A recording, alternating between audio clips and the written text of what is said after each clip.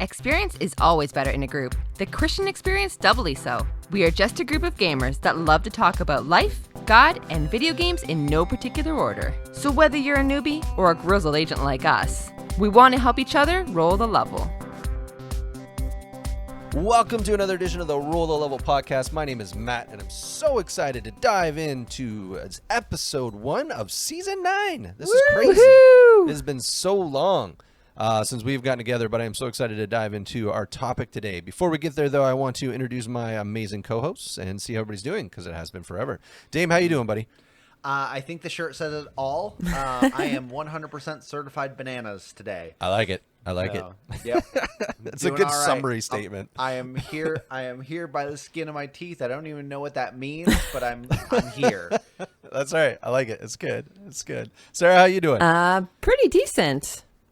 Can't complain today. That's fair. That's good. I mean, kids are in school, so that's worth giving Jesus praise they are for. still there, so that's good. All of the praise to Jesus for schools being open. So, no, it's good. Well, it's exciting. It has been a very long time, so I think the most important question to ask you guys, one that is deep and philosophical, is what have you guys been playing? That's a good question. It's a deep one, right? Sarah, I'll jump over to you first. What have you been playing? Man, I have been in such a rut. I'll be honest. Okay. I have been only playing 2 games, which are Animal Crossing.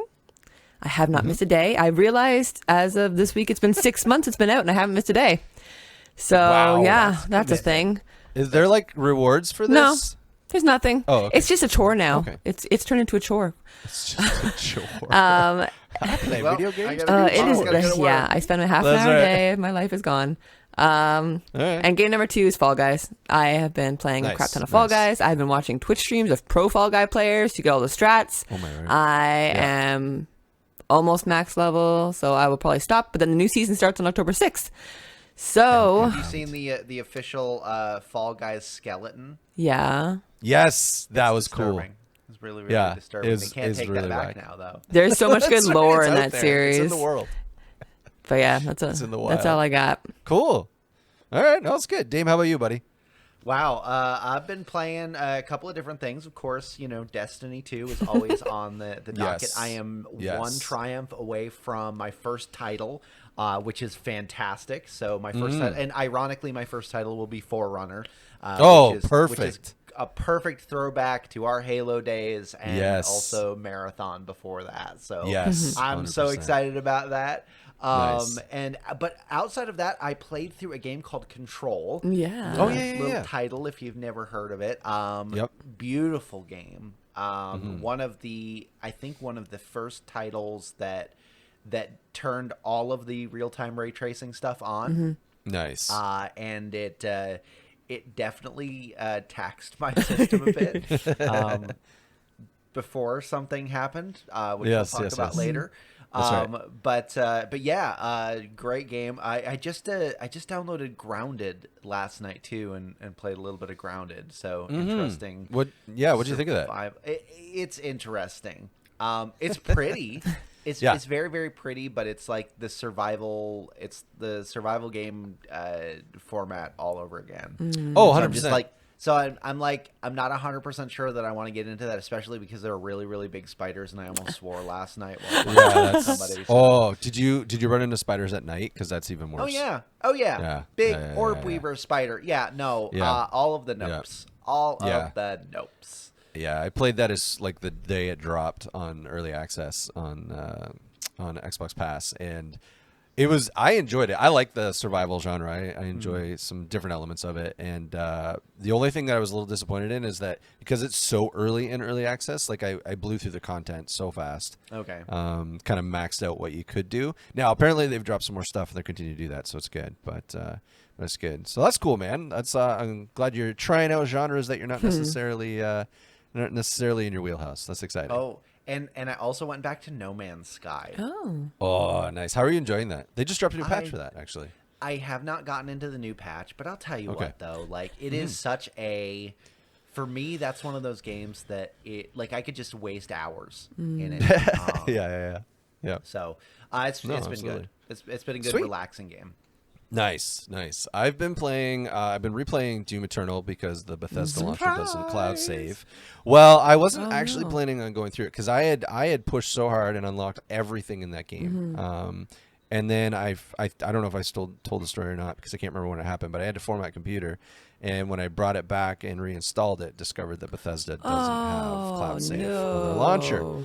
So I'm in this weird space of like I have all of the achievements unlocked, but when I go back to my Doom Fortress, none of the shiny things are there. That's so I have been in the process of playing through that again, and I made the mistake of playing on a harder level of difficulty.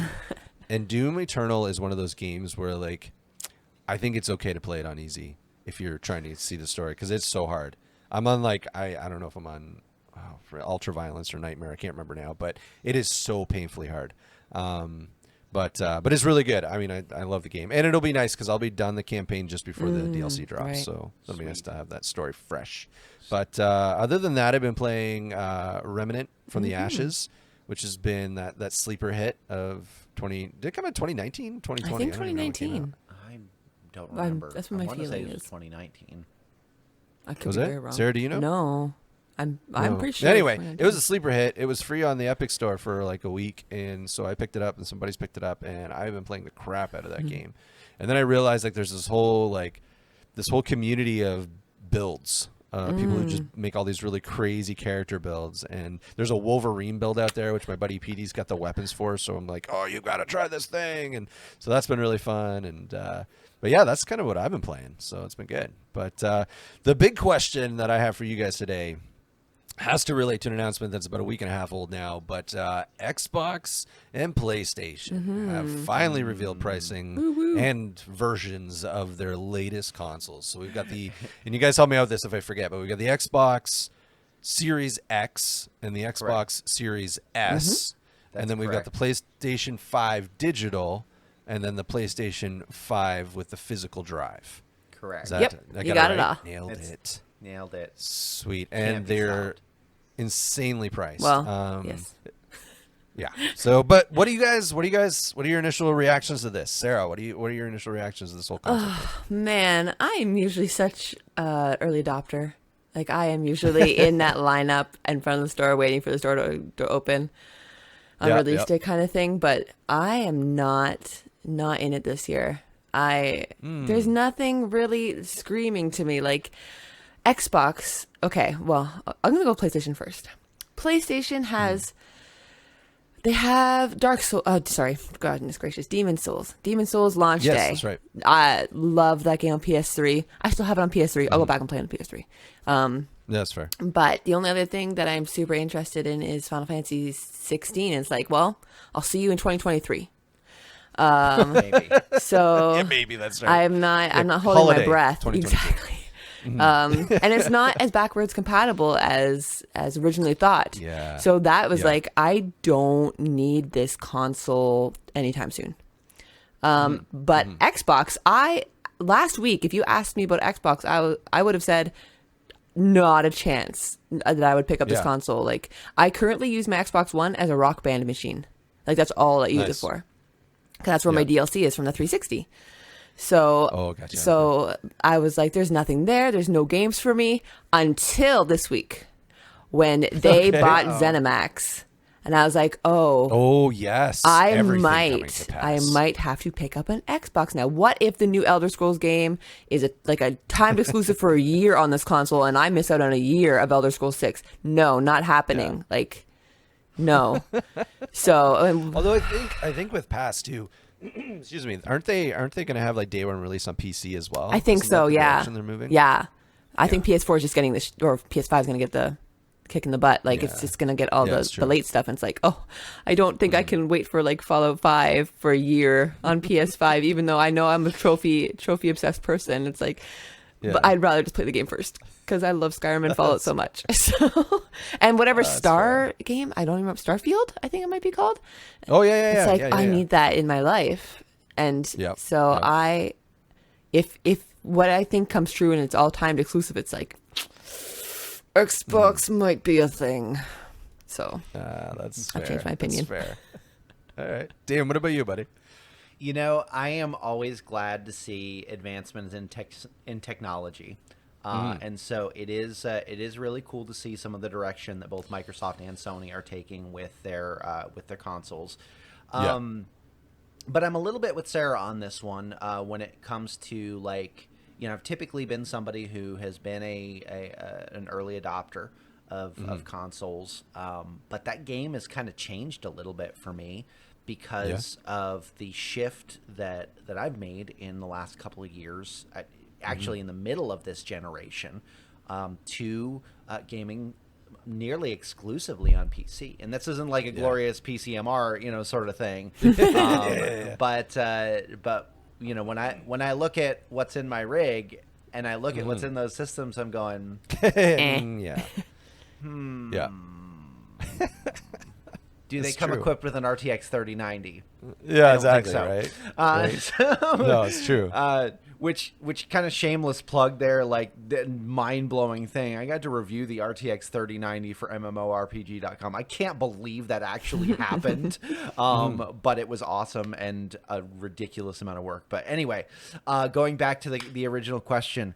So am I excited about the console launches? Yeah, of course I am, because it improves the technology and it improves the experience for everyone, really, because technology drives innovation, right? And so when you have these consoles that are in competition with each other, that are pushing each other to be better, that's a really good thing.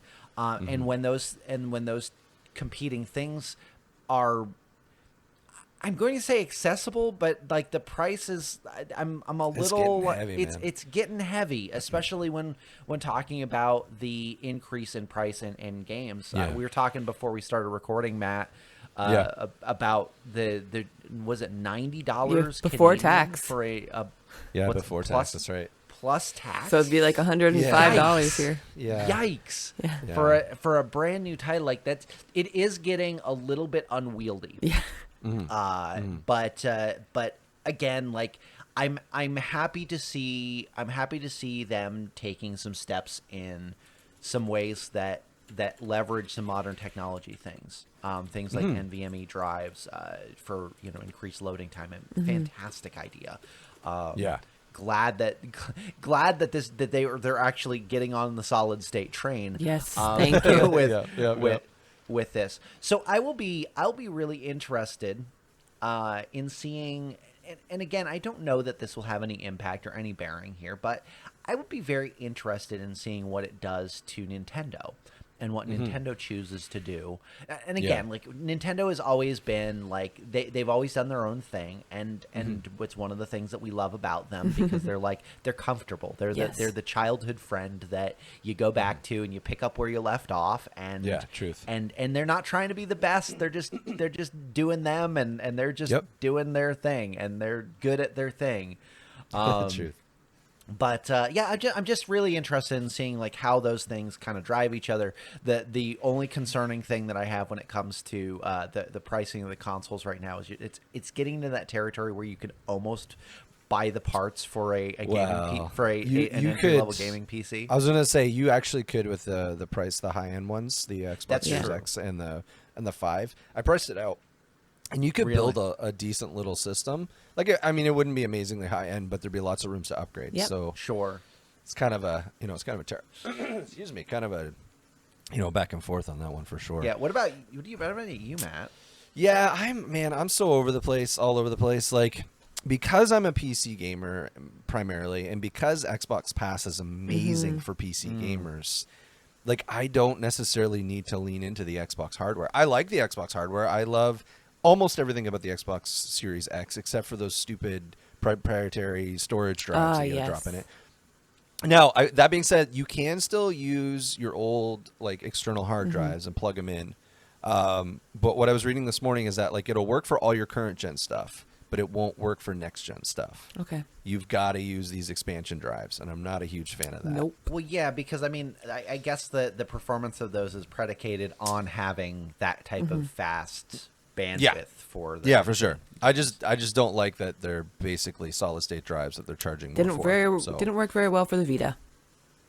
No, it's true, 100%. So that bothers me a little bit, but I am of the two systems, I'm actually much more excited for what the Xbox is bringing, because I think they're pushing hard into new and innovative directions with, between xCloud and between, opening up their platform to different developers and publishers and not trying not to have too many exclusives. At least at this point, we'll see how that whole Bethesda sale or ZeniMax sale works out in the long run. But right now, it sounds like they're opening up to a lot more stuff, which is good.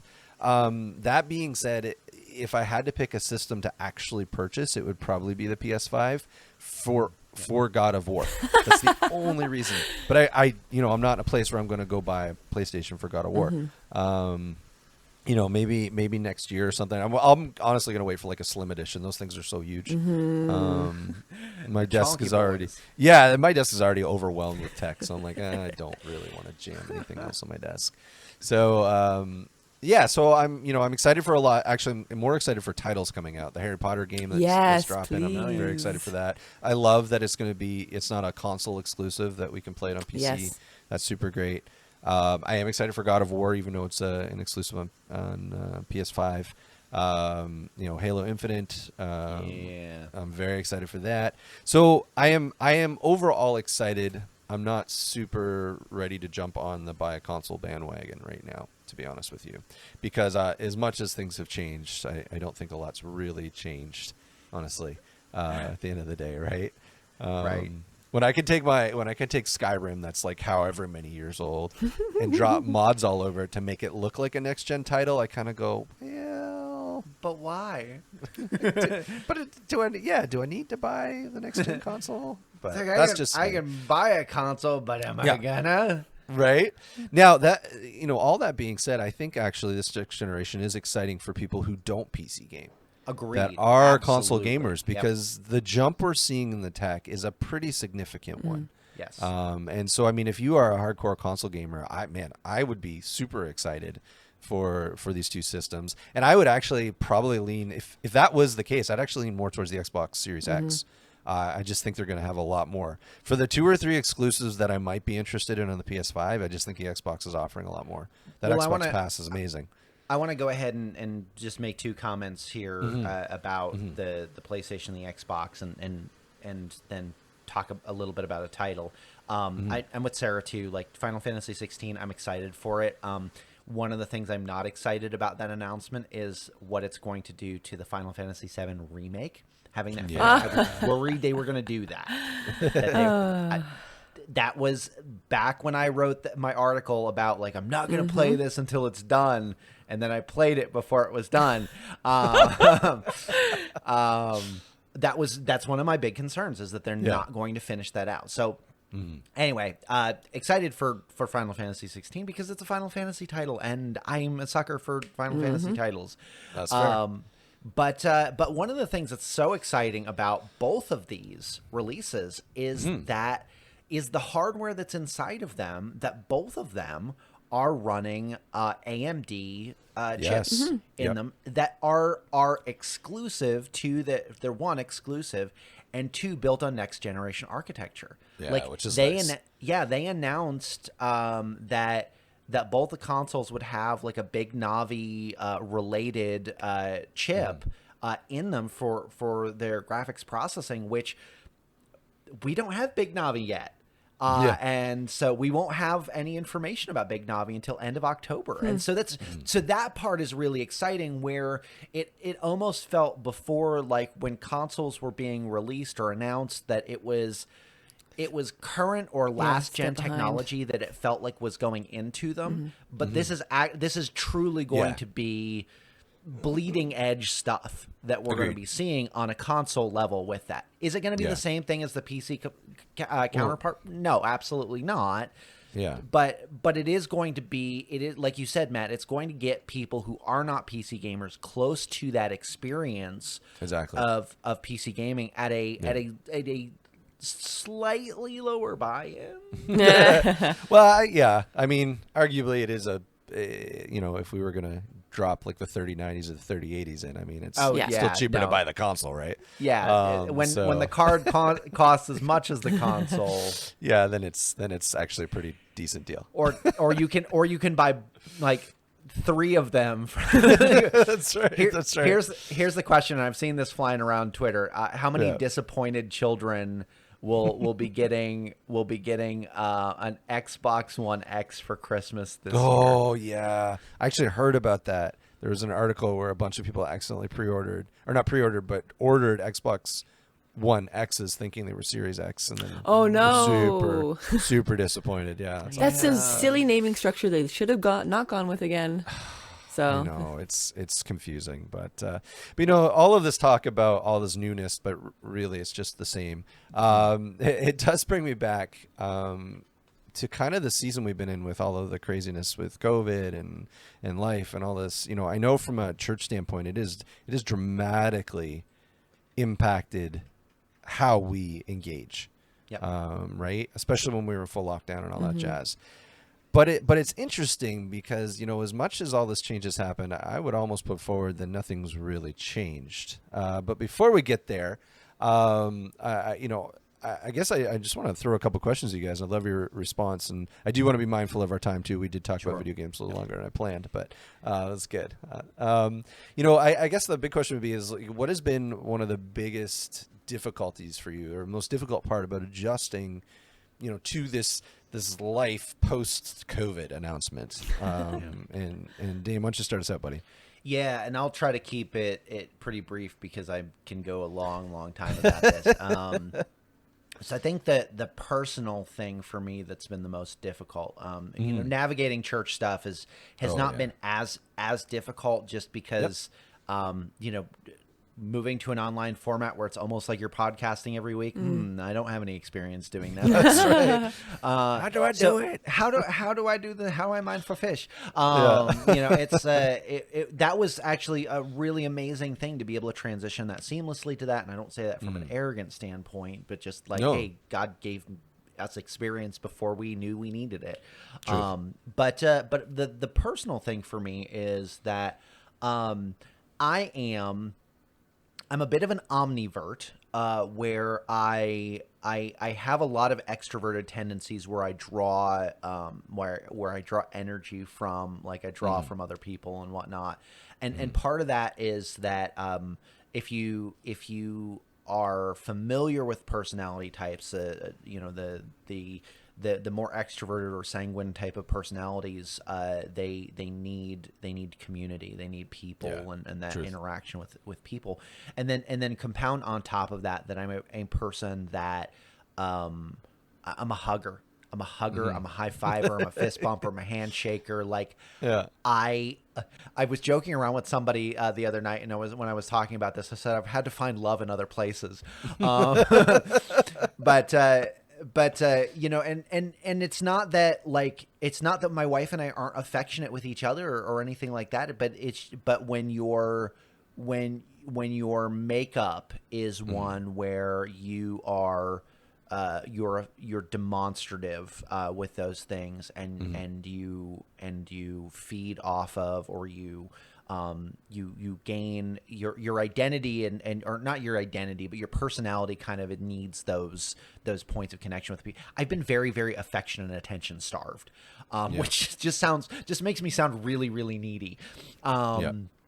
But there have been several times where Matt, I've reached out to you and I've just dude, I just need a hug right now. I just wish you were here so that I could give a hug right now, or just be in proximity with people.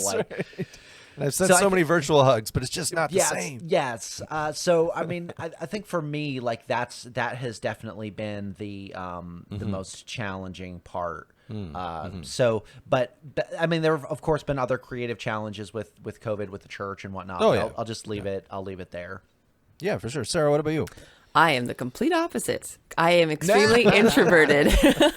So when they're lockdown, I'm so much energy. My dream lockdown was it was awesome. I was forced to stay home. I've always wanted a global pandemic. I didn't really want it the way it happened, but That's fair. It was, so it was my dream until it's okay now, but everybody's home with me. And it's I have lost all of my my time alone, like my study time and my meditation time and like the time I would do my yoga and stuff and just self-care really during the day. And that was gone. That was just out the window. I had my husband home, my son home. It's like, okay, I got to do school and I got to make all the food and I got to do all the chores. And so I have had a hard time adjusting back to normal life, I guess. Like my son's at school, my husband's back at work. So it's like, okay, I have this 6-hour window during the day again. And now I feel like I have to fill it with something.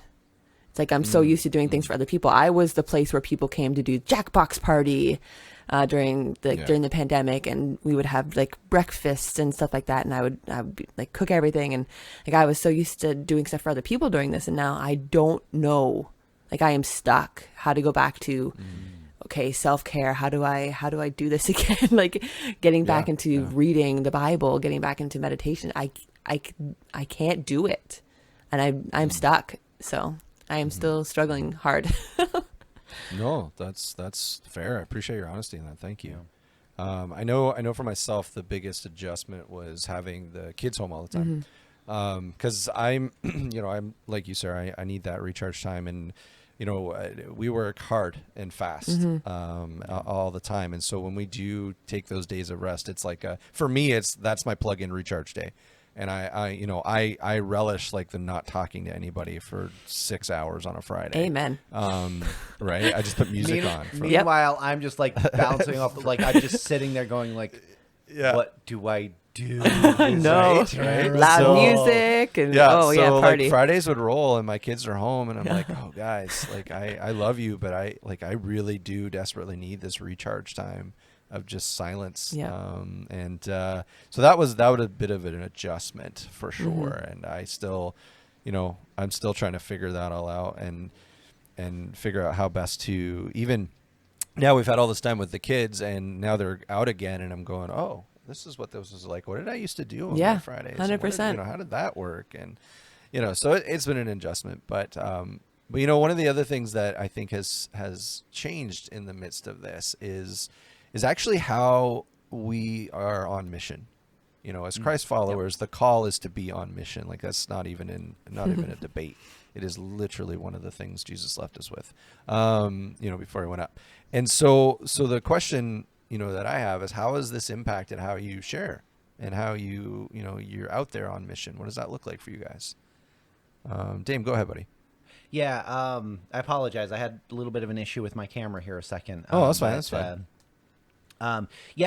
For me, it's this season has been one where, from a church standpoint, we were actually in a really, really interesting junction when COVID hit, because I had been walking them through a process called natural church development, where you just assess everything in the church. And you start asking those questions about mission. You ask those questions about identity and why do we exist and stuff like that.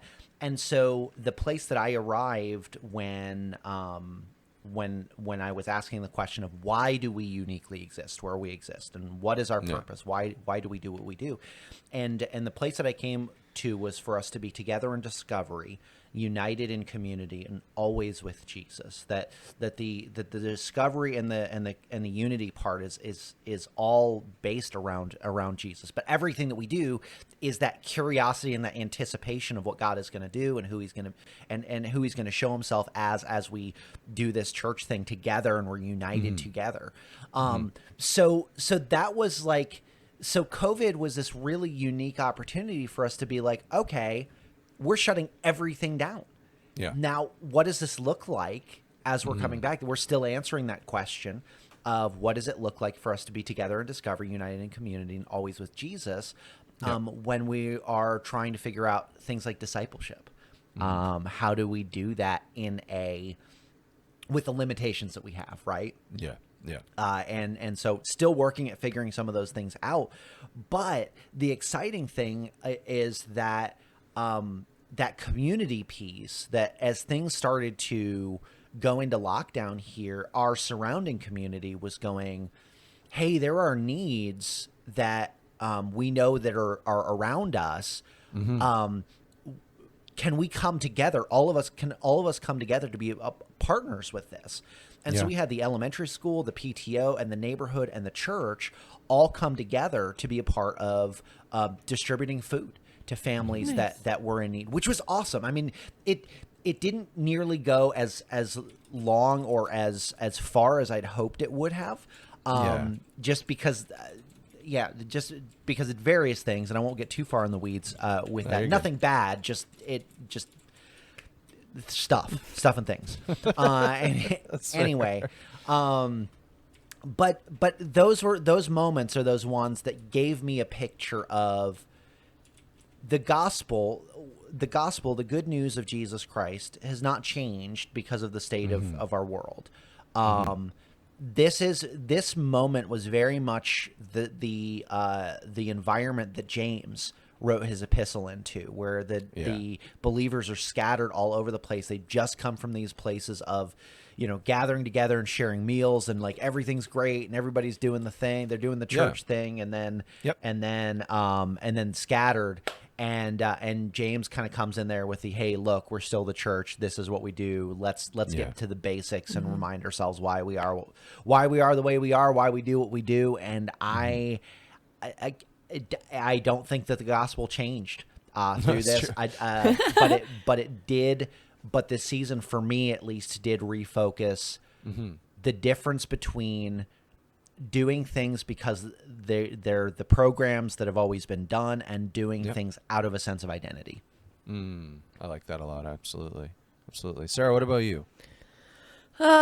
So after a day of being a wife and a homemaker and a teacher, I am pooped. So I needed something that was light, kind of, that I could easily get into and do with my husband, because we were both just, at the end of the day, just done. Exhausted, yeah. So I decided for both of us, because I don't go out much, like, just because I love being by myself, like I said before. So, but my husband, he still goes to work. So I'm like, okay, how can we do something where I can fill him up? And so he's ready to go out and share. So I decided to pick up like a devotional for both of us to do. And I've read Bob Goff before, and I know like he's so funny and so relatable. It's like, okay, I'm gonna pick up his devotional, and we've been doing that together. And we do the talking points at the end of it, and it's been great for both of us. Like it's something that we like doing at the end of every day. So it's good for both of us. Like we'll be so honest with each other, kind of thing. Where like during the day, it's like not like, it's just like work. So at the end of the day, it's like, okay, let's just break it down.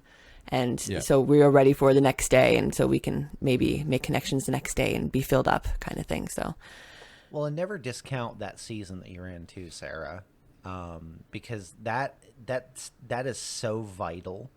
I know that there have been seasons for Bailey and I where I've been out of work and you know, I've been able to, you know, kind of invest in her as she kind of goes out and does her thing, kind of like you're doing for Tyler. But there's such an amazing value in that partnership between husband and wife, and so like that really is a bigger ministry than you're. Yeah, it feels very small.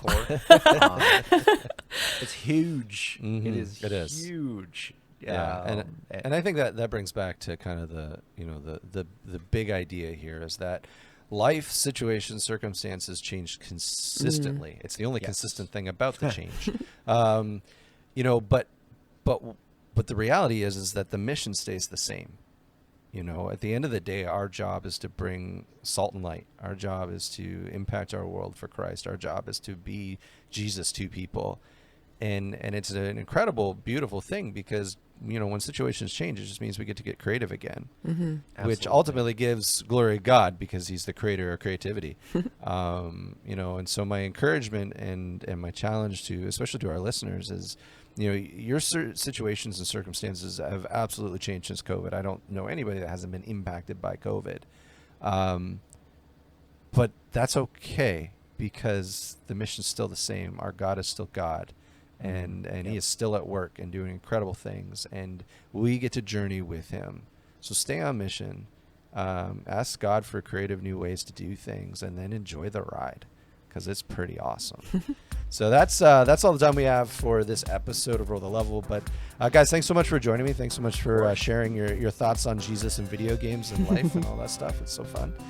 For our listeners, you can check us out on our website. You can get us wherever you get your podcasts.